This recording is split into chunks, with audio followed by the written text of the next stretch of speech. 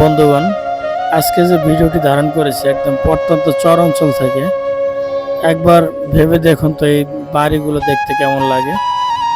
এবং এই যে বাড়ির পিছনে ঘেঁষে একদম অনেক বড় যমুনা নদী। এই যে দৃশ্যগুলো অনেক সুন্দর, তবে এই লোকগুলো কিন্তু নিরাপদ নয়, যে কোনো মুহূর্তে নদীর কবলে পড়তে পারে।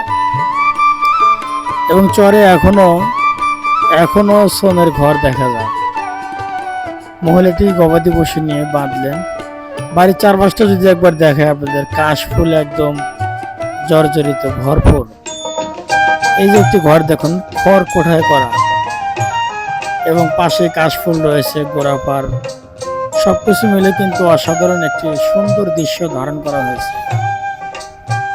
এই ভিডিওগুলো যদি আপনাদের ভালো লাগে তো অবশ্যই লাইক কমেন্টে জানিয়ে দিবেন। পরবর্তী ভিডিও তৈরি করব। এটা গ্রামীণ হাট বাজার। গ্রামের হাটে যারা বাজার করতে যায়, বাড়িতে ফেরার সময় ছোট ছোট সোনামণিদের জন্য অবশ্যই এই খাবারগুলো নিয়ে যাবেন, অনেক খুশি হবে। ভালো থাকবেন। পরবর্তী নতুন ভিডিওতে দেখা হবে। আসসালামু আলাইকুম ওয়া রাহমাতুল্লাহ।